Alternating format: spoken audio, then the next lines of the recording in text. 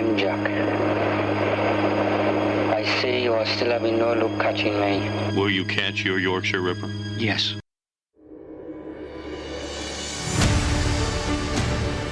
Hi everyone and welcome to Backstory. I'm Dana Lewis. In 1980, I was a crime reporter in Toronto. In England, a chilling, frightening story was unfolding. A man who was stalking and killing women dubbed the Yorkshire Ripper. That's where he was lurking. Yorkshire, England, in towns like Bradford, Sheffield, Leeds. He killed 13 women and attempted to murder 7 more. He was eventually caught.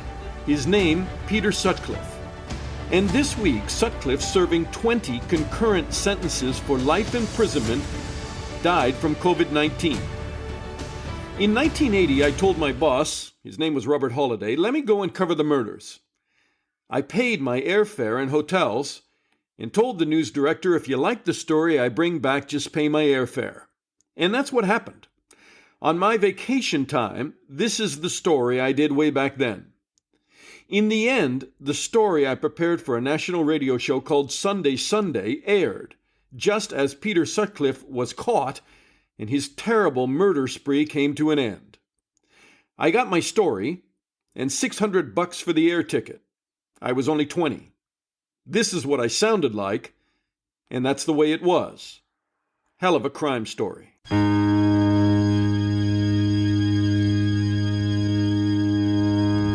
I'm Jack.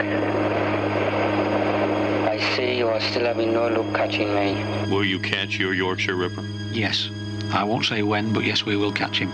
People are very lucky that's got a nice background, got an husband to support him. You can't live on £23 a week with 2 kids. Sorry, it's not possible. So you're willing to take the chance of the Ripper in order to feed your family? Well, I've got to, haven't I? It's either that, they strive to go into social care. Why do you come up and stalk young girls, innocent girls as well? You come up from behind them, they don't have a chance. You're not a man, you're a beast. And I hate you. You could be Jack the Ripper. I could be Jack the Ripper. It's as difficult as that. From ABC News, I'm Bob Windsor. British police may have caught up with a murderer called the Yorkshire Ripper, who has terrorized northern England for 5 years by killing 13 women.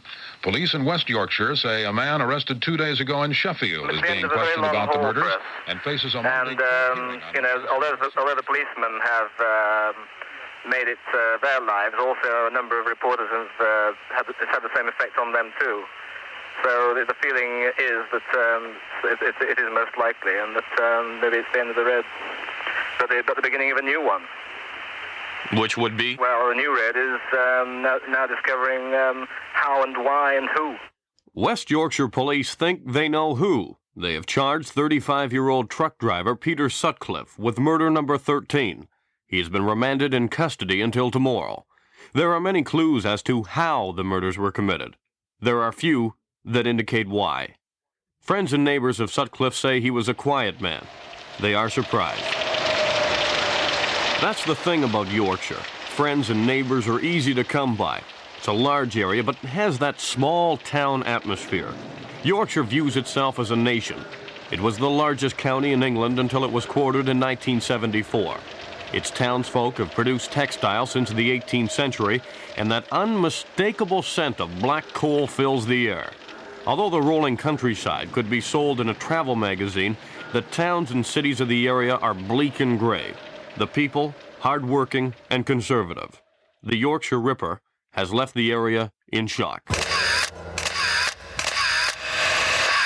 The first victim that we attribute to the man that's now locally known as the Yorkshire Ripper was in fact Anna Ragulski. She was a 37-year-old woman who was walking through the streets in the early hours of the 5th of July 1975. She was walking through the streets of Keighley when she was struck about the head, attacked with a number of blows and left unconscious. The Ripper began his spree of killings in the town of Leeds.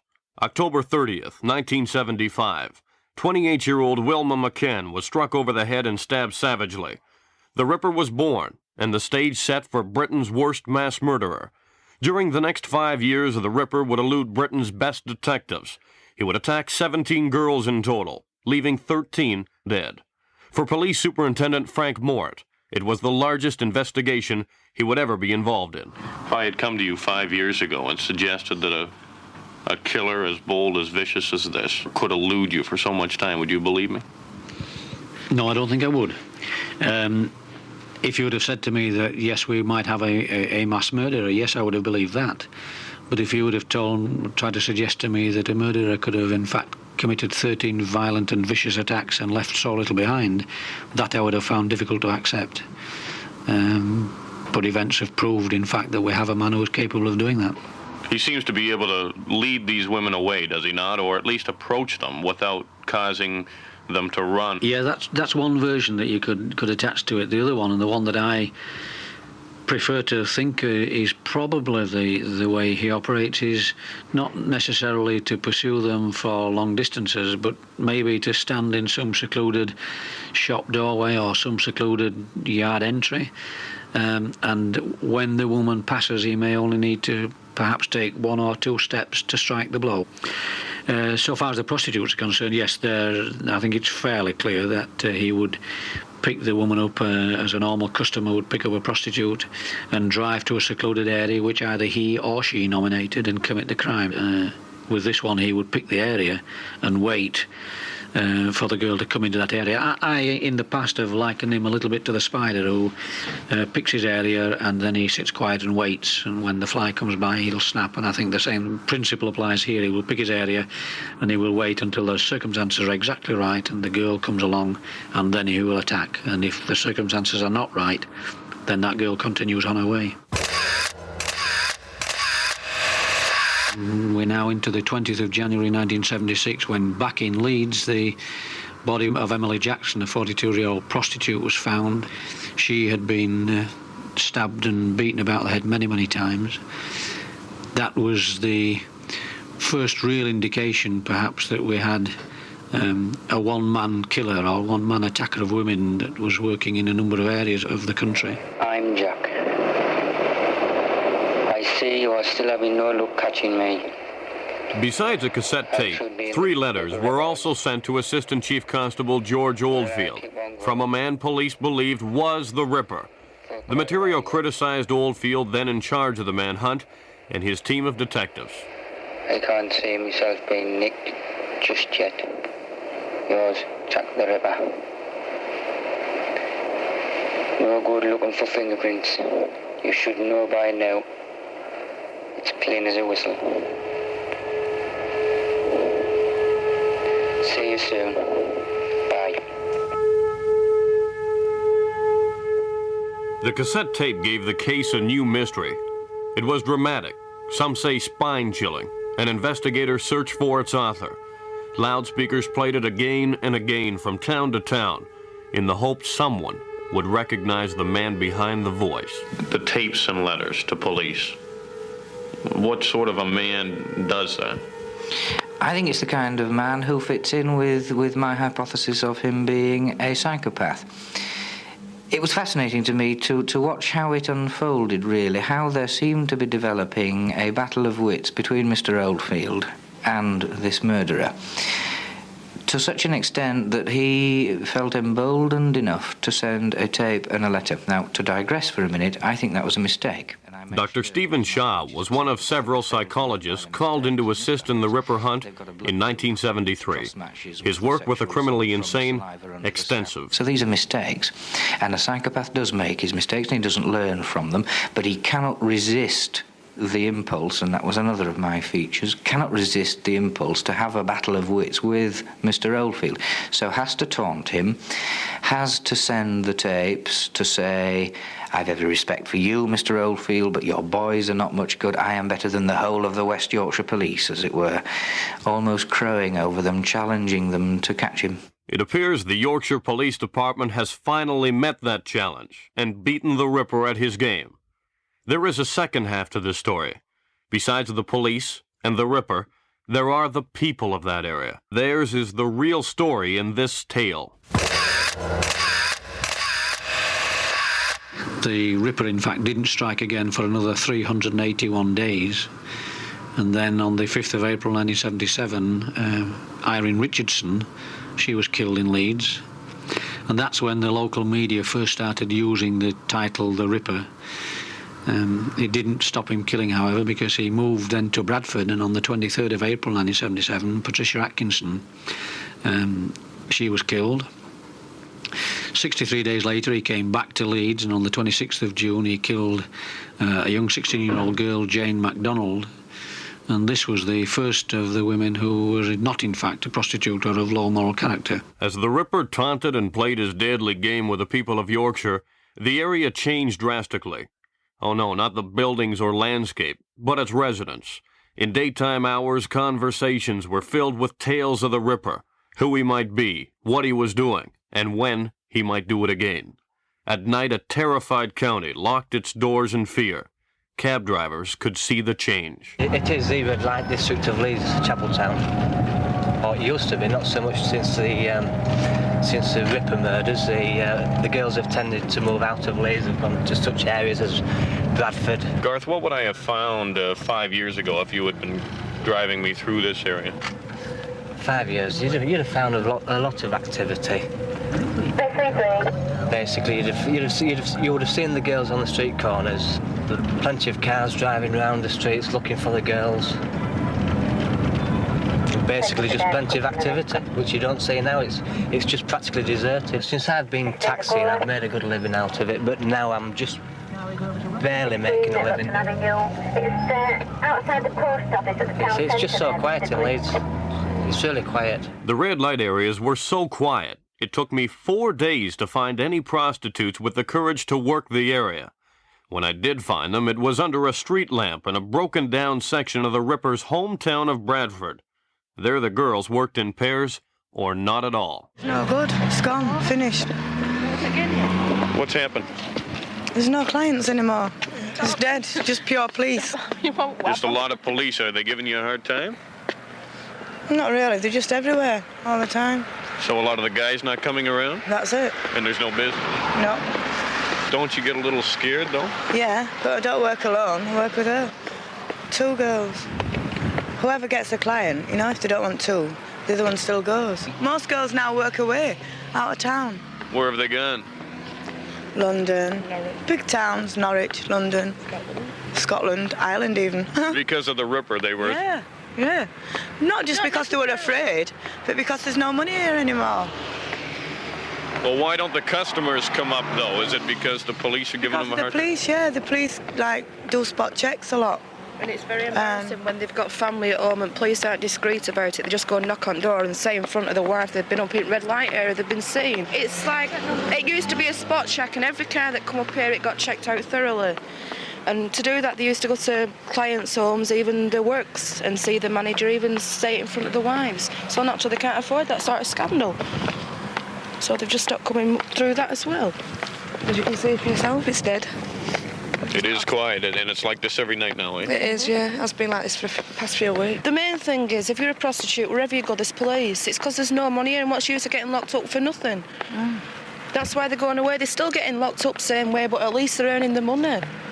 Well, how do you girls feel about the police? They're all right. They're all right. See, are you mad at them for doing it? No. Well, they're trying to save our necks. They're doing their job, and also they're trying to protect us. Only for police on a red light area, it rip abuse all the time. That's why I think that's the reason he's turned to straight people. Because he knows now not to come up, because he's got to get spot checks or whatever, and his somebody's got to say him, there's too many police now. So he's turning to straight people to do them in.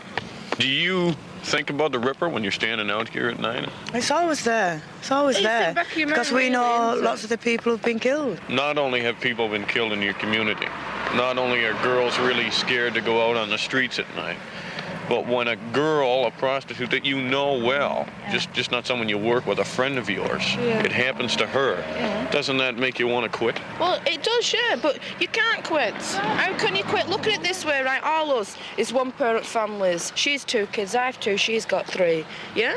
We don't have no fella behind us, nobody to support us. We've got us rent, us food, us clothing. You get all £23 off social security a week. How can you live? You can't live. So you're willing to take the risk? Eat. Well, you have to do. It's not a matter of willing to take it. It's a matter of living. It's a matter of either you taking that risk where your kids are starving and get put into care. And then there was another, and in fact the longest gap of all. He went 441 days before he moved back to Leeds, and the latest victim, Jacqueline Hill, she was killed on the evening of the 17th of November 1980. And again, she was beaten about the head and stabbed. From the Bradford red light district to a Leeds pub, the feeling was the same. No one could escape the grip of the Ripper. Like this man, all wondered if at one time or another they had looked the killer right in the eye. They don't talk to each other about it because you may be talking to the Ripper. That's the feeling. Many people have said that to me. That is the feeling around here and in fact in the whole of Bradford. You mean people are so scared that they're looking at anyone they talk to and wondering if he's the Ripper? Exactly. By the time I arrived in Yorkshire to gather this story, 13 murders had been recorded. Townspeople were awaiting the next one. The families and relatives of the victims were tired, broken, and would not talk to reporters. But given the chance by the BBC to talk directly to the Ripper, they took it. Mrs. Irene MacDonald. Her daughter was murdered in 1977. I just see you as a beast with no feelings, and you're a coward. Why do you come up and stalk young girls, innocent girls as well? You come up from behind them, they don't have a chance. You're not a man, you're a beast. And I hate you. And I believe all the population in Leeds and everywhere hate you. I wonder who you think you are. Do you damn well think you're God or something? God give life, God taketh it away, not you. I think you are the devil itself. Mrs. Patricia Bransburg. Her niece was murdered in 1977. Jane was a beautiful girl. You took life from her. You destroyed her family in one way or another. Her father just deteriorated. You're not a man. You're despicable. I despise you intensely. Every living person curses you. You can't even dig a hole for yourself because people would come and find you and drag you out. Mr. Harry Smelt. His wife was attacked in 1975. Of all the women you've killed, I think, if you were to take a census of them all, I think, given the opportunity to do as you wish with them, I think they would rate you pretty low sexually. I think that's what it's all about. You're proving you're a man by killing them. Most men don't have to kill women to prove that they're a man. Let's talk about real crimes, organising bank robberies and so on. I think you will be really a non-runner. It has to be women, and it has to be from behind. Mr. Hayden Hiley. His daughter was murdered in 1979. You are the lowest of the low. You did mention, I believe it was in your tape to the police, that you wanted to be mentioned in the Guinness Book of Records. I'll go along with that. You should be classed as the biggest coward the world has ever known. Put that in the Guinness Book of Records. Mrs. Beryl Leach. Her daughter, murdered in 1979. If I were you, I'd look over your shoulder. You hit them from behind. You're a coward. The number is Tango Uniform Mike 983 Romeo. Yes, to 222, there's no trace stolen on this vehicle. It's a green Opel. Well, I think there are probably three ways that the murder could be brought to justice. Number one is it could be some super detective has a blinding flash of genius as a result of which the man is arrested. Yeah, that's possibility number one. Possibility number two is that the grind, the day-to-day slog, will bring results because of the painstaking, tedious, very involved and very detailed inquiries. There is also the third way, and that is that some policemen doing some duty totally unconnected with the Ripper inquiry will in fact walk round the corner and walk straight into the man and arrest him. Superintendent Frank Moore's predictions given to me several weeks ago were not that far off. 35-year-old Peter Sutcliffe was arrested 9 days ago. Two constables on routine patrol in the red light district of Sheffield stopped a car driven by Sutcliffe. In his company, a lady of the night. The license plates were checked and found to be stolen. One thing led to another, and by the beginning of the week, it was announced the truck driver would stand trial for the murder of the Ripper's 13th victim. After interviewing over 200,000 people, searching 30,000 homes at a cost of $10 million, the 500-man Ripper squad has disbanded. The people of Yorkshire will not return to the norm quite so easily. This is Dana Lewis. Eventually, those tapes the police played from town to town were proven to be fake. It wasn't Sutcliffe. But it did distract the police from catching the real killer for a while. How was Sutcliffe finally caught? The two policemen who stopped him on a routine check, one of them felt suspicious when the man asked to relieve himself. The officer went around to the scene later and found that Sutcliffe had dropped a hammer and knife on the ground. And that was the end of the Yorkshire Ripper's string of murders. This week, victims of his attempted murders and families of those who were killed spoke out to say they won't shed a tear for Sutcliffe's passing. But his death brings about closure to a bloody and terrifying period in Yorkshire. I'm Dana Lewis. Thanks for listening to Backstory. Please subscribe to the best international news podcast and share our link. Take care, and I'll talk to you again soon.